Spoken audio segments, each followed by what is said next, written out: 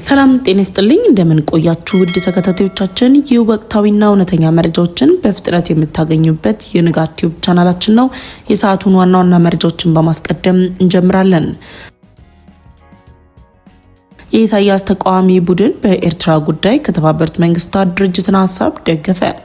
ከወደቡ በ9 ቀናት ብቻ ወደ የኢትዮጵያ የሎጂስቲክ አዲስ ማሻሻያ፣ የግብጽ የድንበር ጥቃትና የጀነራሉ ዝምታ፣ ዓለም ባንክ ለኢትዮጵያ ለጽድቅ ነው። መረጃዎቻችን በፍጥነት እንዲደርሳችሁ ቻናላችንን ሰብስክራይብ በማድረግ የደወል ምልክቷን ይጫኑ እያለን አሁን በዝርዝር ወደ ያዝናቸው መረጃዎች እናልፋለን። እስከ ዝግጅታችን ፍጻሜም አብራችሁን ቆዩ። የኢሳያስ ተቃዋሚ ኃይል በኤርትራ ጉዳይ የተባበሩት መንግስታት ድርጅትን ደገፈ። የኤርትራው ፕሬዝዳንት ኢሳያስ አፈወርቂን አንገት ያስደፋ የተባለና የኤርትራን አምባገነናዊ ስርዓት በይፋ ያጋለጠው የተባበሩት መንግስታት ድርጅት የሰብአዊ መብት ኮሚሽን ተመራማሪ ሪፖርት ላይ የኤርትራ መንግስት ተቃውሞ ብታሰማም ሪፖርቱ ከወደ ኤርትራ ድጋፍ ማግኘቱም ተሰምቷል። በኤርትራ መንግስት ላይ የቀረበው ሪፖርትን የደገፈው የቀይ ባህር አፋር ዲሞክራሲያዊ ድርጅት ጠንካራ ድጋፍ የሚገልጽ ደብዳቤ መላኩ ነው የተነገረው።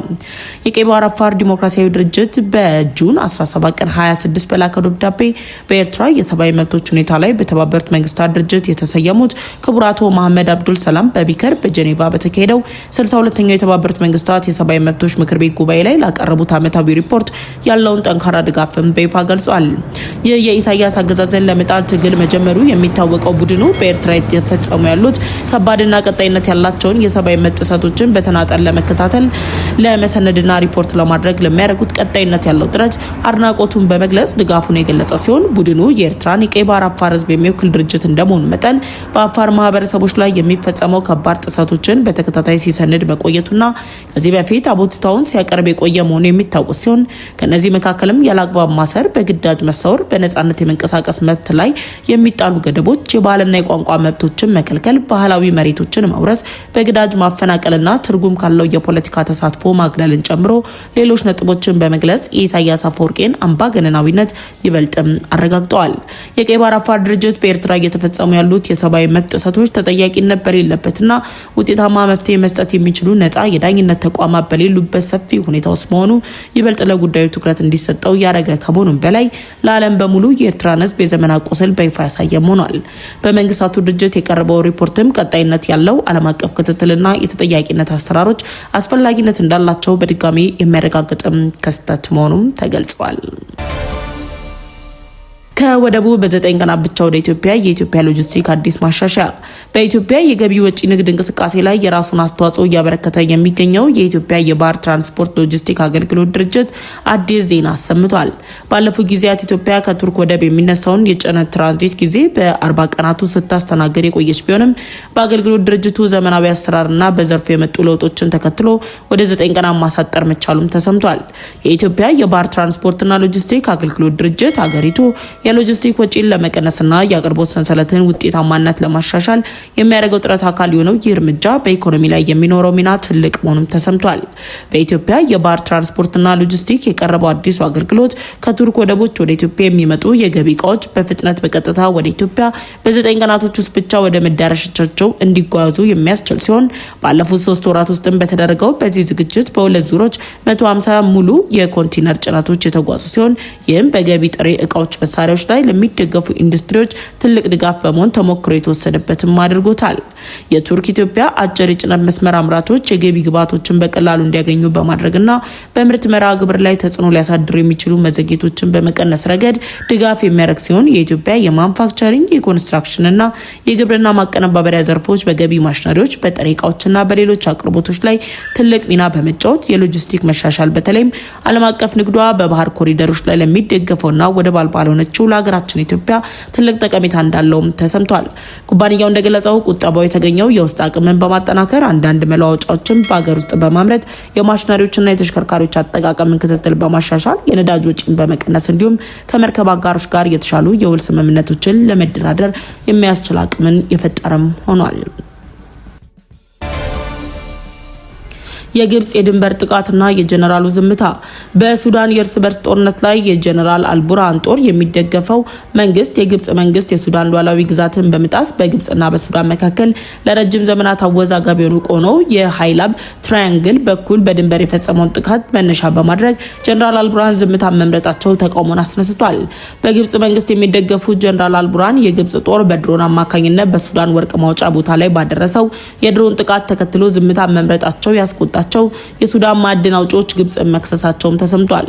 የግብጽ ጦር በሱዳንና በግብጽ ድንበር አቅራቢያ በሚገኘው ባህላዊ የወርቅ ማውጫ ቦታዎች ላይ በተሰነዘረ የአየር ጥቃት ቢያንስ 15 ሰዎች ሲገደሉ ከ50 በላይ የሚሆኑት ደግሞ መቁሰላቸውን መነሻ በማድረግ ማዕድን አውጪዎችና የሱዳን የፖለቲካ ተዋናዮች ጥቃቱን የፈጸሙት የግብጽ ኃይሎች መሆናቸውን በመግለጽ ክስ መስርተዋል።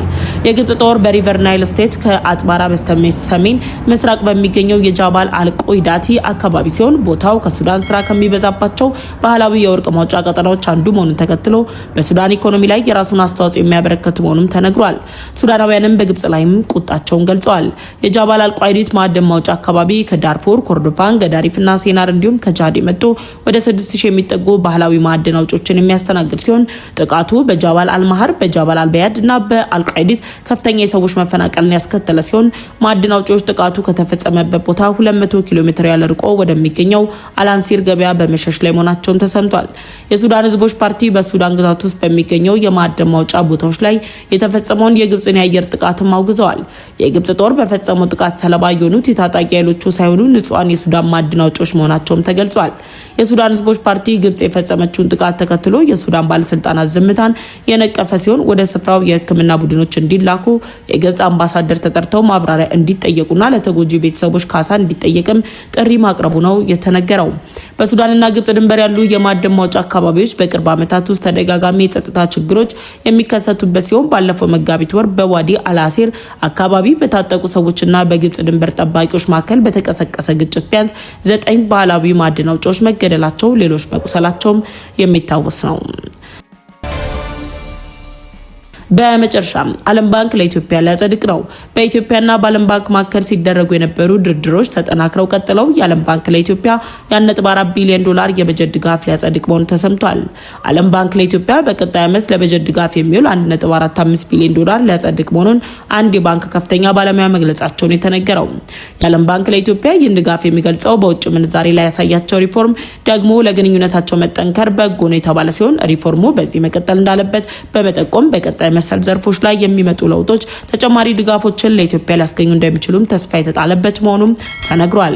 የዓለም ባንክ በኢትዮጵያ ቢሮስ ከፍተኛ የግሉ ዘርፍ ላይ ባለሙያዎች እንደገለጹት ከሆነ ባንኩ ለኢትዮጵያ መንግስት የሚውል አንድ ጊዜ የበጀት ድጋፍ እያዘጋጀ ሲሆን ይህ የበጀት ድጋፍ በቀጣይ እንደ አውሮፓውያን አቆጣጠር ሰኔ 25 በሚደረገው የዓለም ባንክ ቦርድ ስብሰባ ላይ ይጸድቃል ተብሎም የሚጠበቅ ነው። ይህ ሰሞኑን በተካሄደው የብሔራዊ ባንክ ጨረታ መሰረት ከ229 ቢሊዮን ብር በላይ መሆኑን የተሰማው ዓለም ባንክ እስካሁን ድረስ ለኢትዮጵያ እድገትና የወደፊት ጉዞ ያለውን ቁርጠኝነት ለማሳየት ወደ $17 ቢሊዮን የሚሆን የብድርና እርዳታ ድጋፎችን እያቀረበ እንደሚገኝም ይፋ ሆኗል። የሰዓቱ መረጃዎች ያስደመጣችሁ የንጋት ቲዩብ ቻናላችን ነው። ለንጋት ቲዩብ ቻናላችን አዲስ ከሆናችሁ የደወል ምልክቷን ተጭናችሁ ቻናላችንን ሰብስክራይብ በማድረግ ቤተሰብ እንድትሆኑ እንጋብዛችኋለን። ቻናላችንን ሰብስክራይብ አድርጋችሁ ቤተሰብ ከሆናችሁ ለሌሎች ወዳጅ ዘመዶቻችሁ ላይክና ሼር በማድረግ እንድታጋሩም ጠየቅናችሁ። በቀጣይ ሌሎች መረጃዎችን አጠናክረን እንመለሳለን። እስከዛው ግን ቸር ቆዩን።